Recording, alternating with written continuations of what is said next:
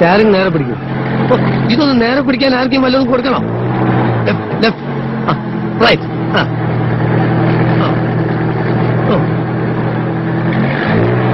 എന്റെ അനാവശ്യമായിട്ട് സ്റ്റാരിങ് അങ്ങോട്ടും ഇങ്ങോട്ടും വെട്ടിക്കരുത്.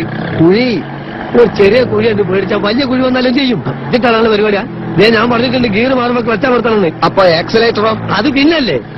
ഓ, ഈ നടുവിലുള്ളതാണോ ക്ലച്ച്? എത്ര പ്രാവശ്യം ഞാൻ പറഞ്ഞിട്ട് താഴോട്ട് നോക്കരുതെന്ന്. പിന്നെ ക്ലച്ച് ആണെന്ന് അറിയണ്ടേ? ക്ലച്ച് നിങ്ങളെ കാലിൽ ലെഫ്റ്റാണ് ഞാൻ പറഞ്ഞില്ലേ. ഓ, അത് ശരി. അപ്പൊ ക്ലച്ച് ഇടുമ്പോ ഗിയർ അമർത്തണം അല്ലേ? ഒന്നാം ഘട്ട ക്ലച്ച് കുഴിച്ചിടുമ്പോ ഗിയർ വലിച്ചൂരെടുക്കണം. അപ്പൊ ബ്രേക്കോ? ബ്രേക്ക് ഇടുന്നതെല്ലാം കൂടി പണ്ടാറടങ്ങിയതിന് ശേഷം. ഇത്ര ബുദ്ധിയില്ലാത്തൊരു മനുഷ്യൻ എങ്ങനെ പഠിപ്പിച്ചെടുക്കാനാ? അധികം ചൂടാവൊന്നും വേണ്ട. JK കൺസ്ട്രക്ഷൻസിലെ ഒരു സൂപ്പർവൈസറാണ് ഞാൻ. താൻ എന്റെ കീഴിൽ പണിയെടുക്കുന്ന വെറും ഒരു മേസ്ത്രി, അത് മറക്കരുത്. അങ്ങനെയാണെങ്കിൽ നിങ്ങൾ ഇഷ്ടംപോലെ ഓടിച്ചോളി. നിങ്ങളോ?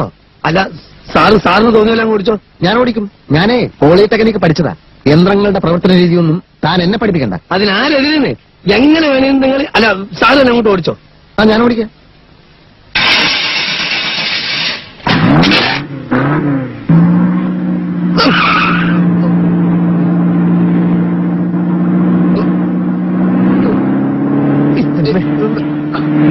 എന്താ മനുഷ്യനെ കൊല്ലാൻ കൊണ്ടുപോവാ?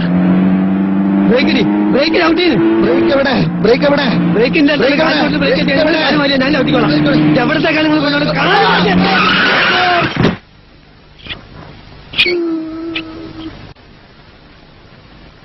ഇതെങ്ങനെയാണ് മിസ്ത്രി ഉണ്ടായത്? ഞാൻ ഈ പോളിടെക്നിക്കിലൊന്നും പഠിച്ചിട്ടില്ലല്ലോ. അതുകൊണ്ട് ഈ യന്ത്രത്തിന്റെ പ്രവർത്തനം എനിക്ക് നിശ്ചയമില്ല. അങ്ങനെ സംഭവിച്ചാ